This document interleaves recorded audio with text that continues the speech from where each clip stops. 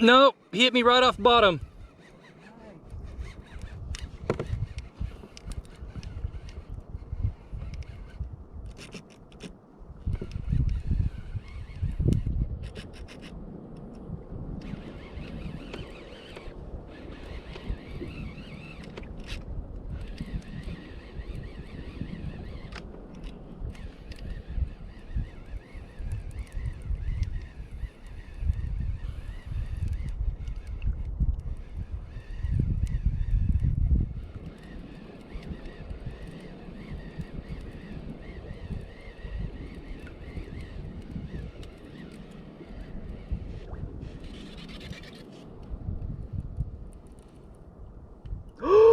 Oh my god.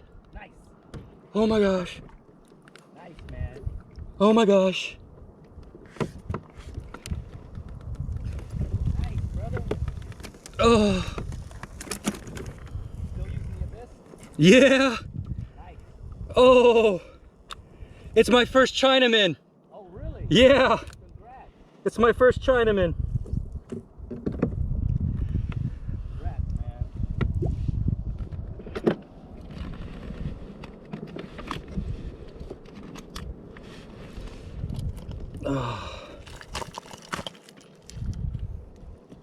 So that is called a, and it's not even recording. I want to talk about what's actually going on in this fish finder image and how we can use this data to make decisions for continued fishing. Now, the first thing that I want to point out is, let's take a pencil here. I am actually right here on my map. So you can see that my lines here, I've actually been working back and forth this way. I tried along the top of this ridge a little bit, and then I was going to try along the bottom side. You can kind of see that there's a little bit of structure here like this. Let me choose a different color. Maybe a little bit thicker. So you can see that there's some structure. Where'd it go? Like this. And then there's another structure line here. And then there's actually another ridge right here. And so when I'm fishing and I find contour lines like this, what I'll typically do is I'll start at the top side of this ledge and fish that ledge first, and then I'll go to the next level and fish that level. I'll go down, fish that level, I'll go down, I'll fish this level, and then finally I'll actually fish the bottom. I'm interested in this particular area here because there's just so much structure. After I'm done with this area, then I would probably concentrate on this nice thick contour lines where this is just a nice flat top and then it slopes down to the sandy bottom.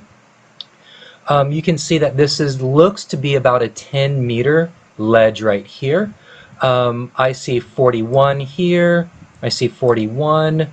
I see a 44 maybe. I see a 4 there. So this is in the 40-meter range, and then this is the 54-meter range. So this is actually a lot of nice structure as I'm going down. This is also why I like the mapping, because I can tell where it is that I want to fish based on the way that I'm actually drifting. Now, moving over to the right side, my top is going to be my 200 kilohertz, and then this one is going to be my 83. Now, the reason why this is important is the 200 tells me more specifically about what is below my kayak. The 83 is going to be a much wider beam, and it's going to give me information about fish or structure that is in the area. The things that I want to point out is that when this fish hit, my jig touched bottom, it came up 3 meters.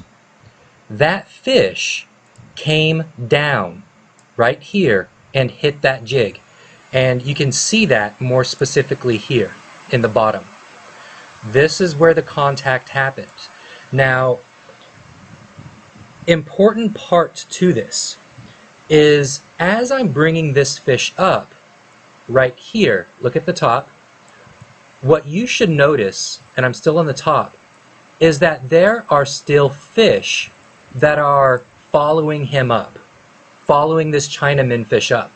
You can still see that down in below.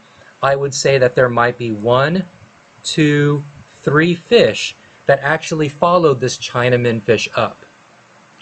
Now the reason why this is important is oftentimes on boats, the captains will tell you to switch jigs whenever you catch a fish.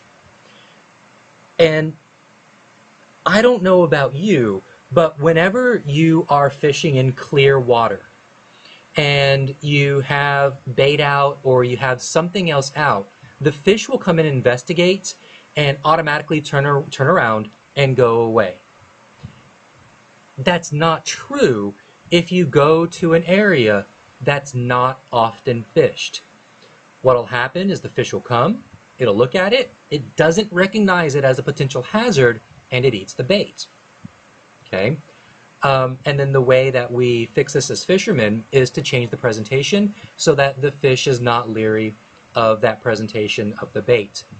Now, the reason that I bring this up is that we have potentially looking at the 83, 1, 2, 3 more fish that saw this jig in the water. It saw this jig, it saw a fish bite that jig, and now those fish associate that jig with pain and suffering of another fish. Now, whether this is true or not, I have no idea. But oftentimes the captains will tell you to change the jigs. And oftentimes when you change the jigs, you'll start picking up fish again. Now, I did not change my jig. And what's interesting is that my buddy Linnell, who was nearby, I told him, hey Linnell, come drop your jig on this ridge. He dropped and he picked up a longnose emperor almost immediately. So that tells me that there is something to that. We fished the same ledge. We used 2 different jigs and we both hooked up. I'm curious if I had taken the time to switch out my jig, if I would have hooked up again on a different fish. Okay, so it's just something to think about. Now, the other thing that I want to talk about in this image with the 200, as I am bringing this fish up, you can see that these fish are starting to disappear, okay? But they remain fairly clear here. Now, what does that tell me? And I'm looking at the 83 now, all right? So the 83, again, that is the wider beam. So those fish, they are still in the area. But this is what has me very interested. I'm going to use orange for this one. There is a fish here that's staying, 3-4 meters off bottom. And then there's another fish here that goes down and it comes to rest in the sand. That fish that comes to rest in the sand, that is the fish that I'm interested in. This orange line, it's probably a taman, it's probably something, another fish that's associated with those sandy, rocky areas. I'm curious if the one that came down into the sand, I'm curious if it's a grouper, if it's something else. Okay, so this is just my interpretation of what's going on my fish finder and what I'm looking at when I am bringing in a fish. Okay, so I do hope that that helps. Enjoy the rest of the video.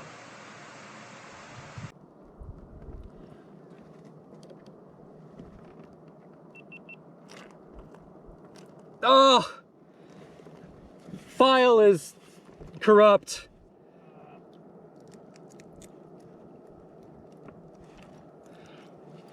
All right, well, I'm gonna use this camera. All right, so that right there is called a Chinamanfish, and it hit just off bottom.